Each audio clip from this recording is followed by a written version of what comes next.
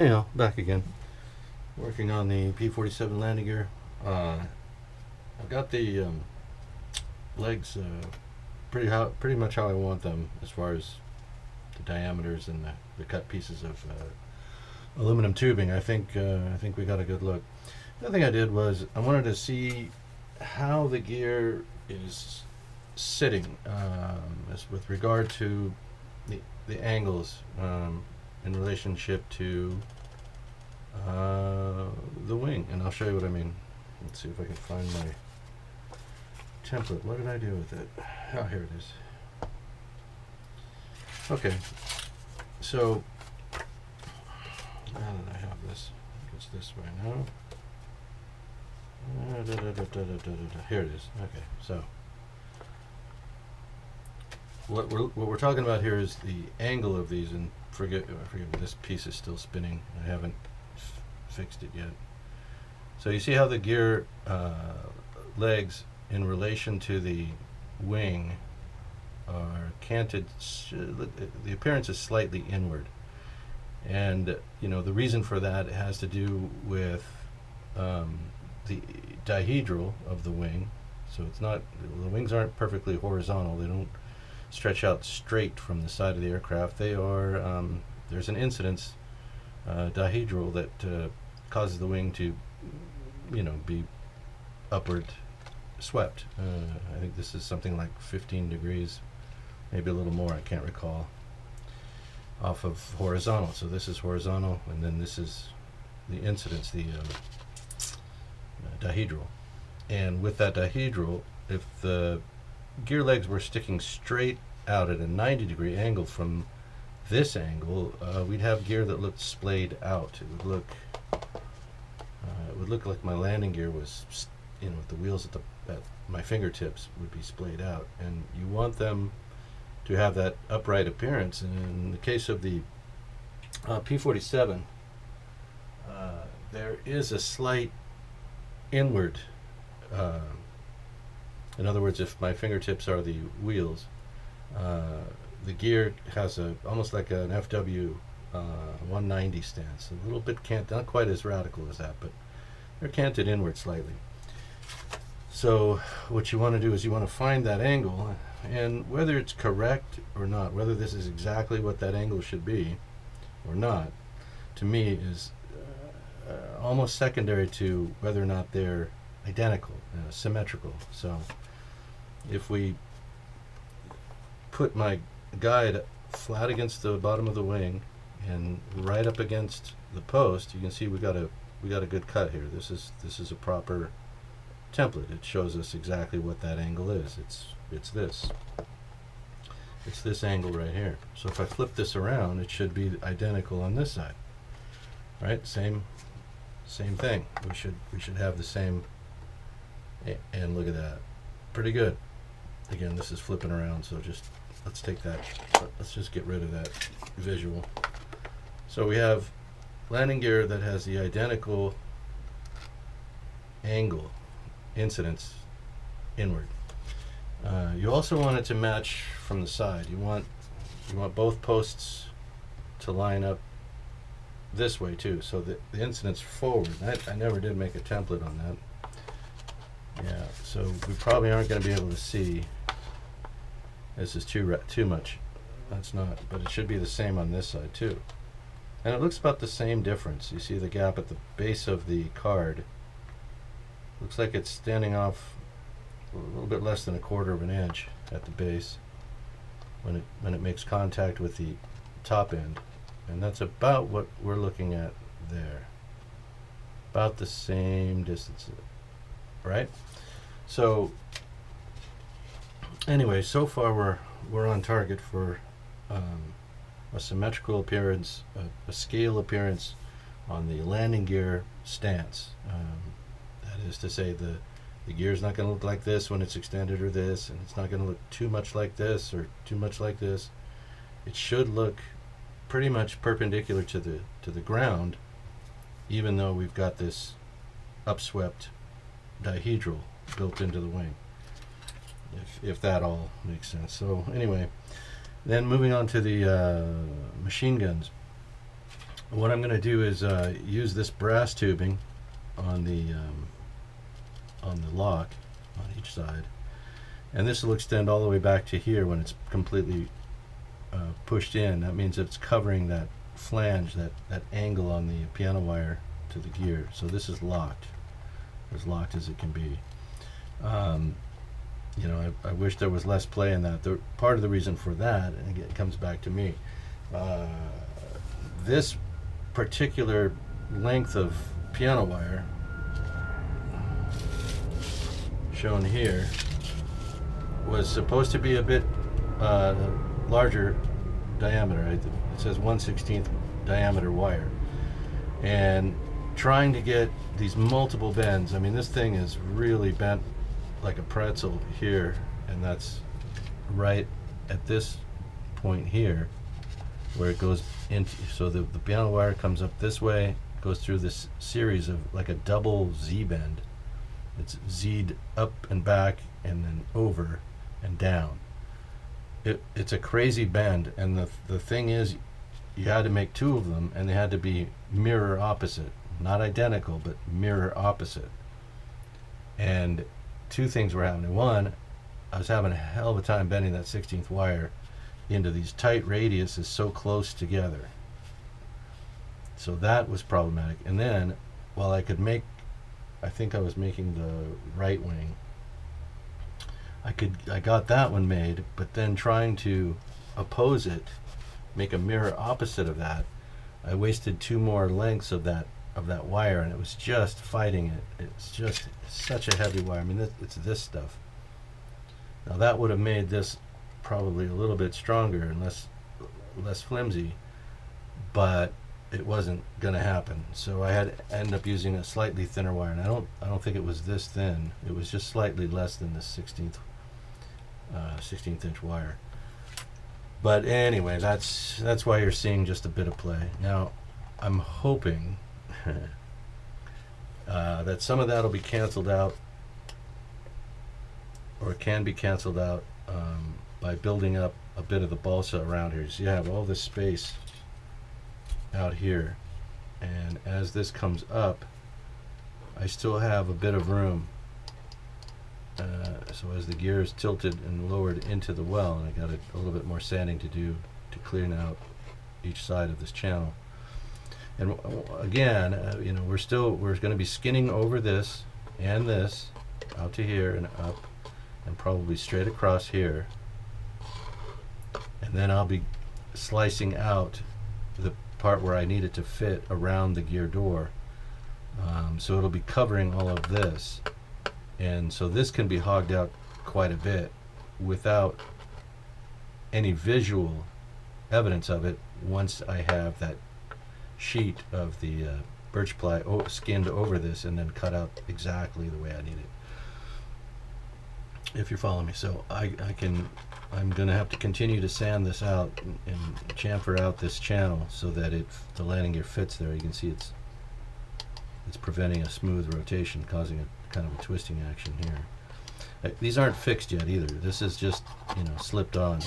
I haven't glued it on or, you know, done any of the things that I'm going to do to get it attached. But you can see the gear drops in there pretty good. Now we got to get down a little lower here. Let's see, all the way down. There we go, all the way down. And when we fold this in, it drops in there nicely. And with that fairing, that 1/32, I'm going to be using the same material that I'm using here on these wheel covers. You probably could see that on this. So you see how I'm going to do the wheel covers here. I hope the camera can picture that. So these discs are just going to fit right over the center of the wheel.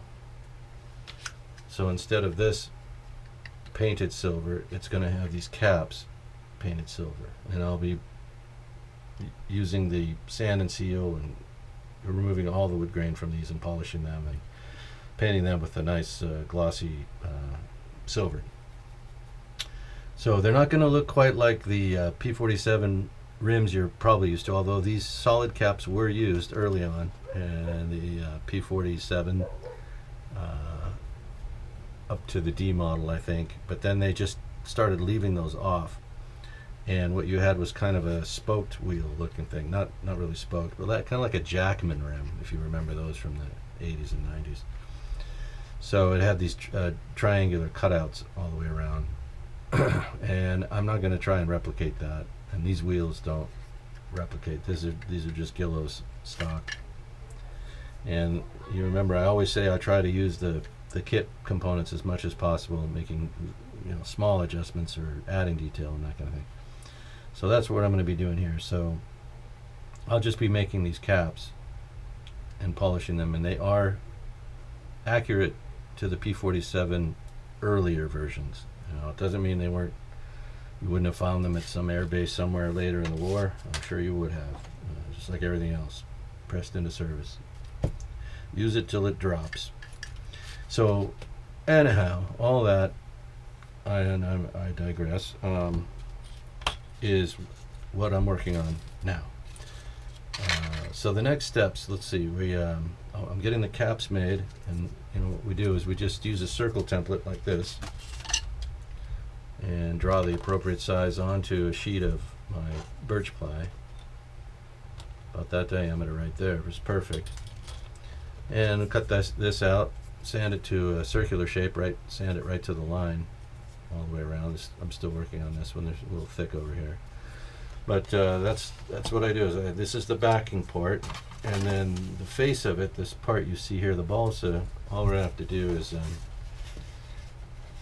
trace this onto the balsa now, cut that out with an X-Acto, and bond it to the one side or the other of this, and then sand it to shape. Just round it out this way, give it a bit of a concave look all the way around, radius the edge, and that's all you need to do to make those. And you can make them in any diameter, so big wheels, small wheels. I use it for tail wheels. I do the same thing on the tail wheels when I'm fabricating those. In this case, I think I'm using something, I've already got it on the plane. It's I don't know if those are Robart wheels or what company, Dubro. It might be a Dubro wheel, I don't know.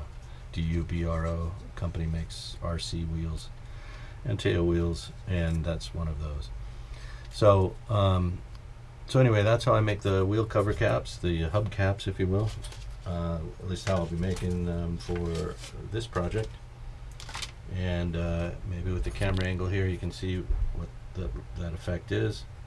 So the wheels will be sprayed with rubber black, and then the hubs on each side will be masked and then painted silver.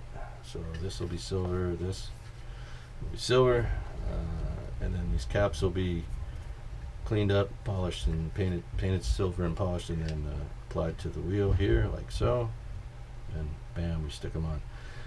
These wheels don't need to roll. I don't need this airplane. It's a display, static display. The wheels don't need to roll. If they did, you can make arrangements to do that pretty easily, and that's typically using the little brass eyelets. You slide one over here that has the flange. The little eyelet has flange, and they're about, I don't know, 1/8 of an inch long overall. Slide one on. Make sure it fits into this hole. Slide it over. I would just drill this out to fit over that, and then drill this out. Slide this one on this side over and in there, and then glue it to the wheel. Glue it to the post, and then come over the top with the cap. And in that case, like here, I've had to drill this out just a bit, and that's just so that it'll capture this little bit of wire coming through the wheel. Just capture on that. In other words, it'll because it's drilled out, this cap will be able to seat flush against the wheel. You won't have something horribly kicked off, something like this, or it'll be flush because of that hole. And you can hog that hole out and make it bigger and make it to fit around whatever retaining clip you want to use on your landing gear wheels. These you can make for any scale airplane, any flying scale. They don't weigh anything when you're done. So if you want to finish off a World War II plane with the gear down, or biplanes, I use these on the Stearman project. I use them on the P40. Did the same thing, and they make a nice finished wheel cap. bam, you can use it on just about any type aircraft. The Wacos had similar setup. Stearman had them. The early Warbirds had them. The Grumman F4F, the F3F, those all had this type of cap. Right, so they look good on just about any aircraft, and you can make them real quick, real easy. I just showed you how. So there it is. All right, I'm gonna get back to work on this. Next step, I think. Let me think. So I've glued in now on this side. I have to glue in this one. I'll get this stuck in here, and then once that's done, I can work on the scissor links for the front here and here on each side to go between these two oleos. And then I'll start working on the covers. I'm just going to put complete sealed covers, like just cut out the solid part. And then when the gear is getting closer to completion, this has got a nice free flow to it. It's not twisting around as I raise the gear. And we can kind of determine where the location of the openings need to be. I'll just slice them right onto the fairings after they're glued. I'm not going to cut them out for the wheels first and then glue them to the airplane, because that takes away all my adjustment.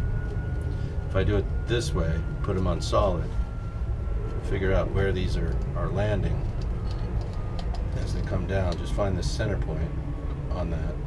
Off of that center point, all roads lead to Rome, and we can figure out exactly where all those cutouts need to be using the paper landing gear door templates. At least that's the hope.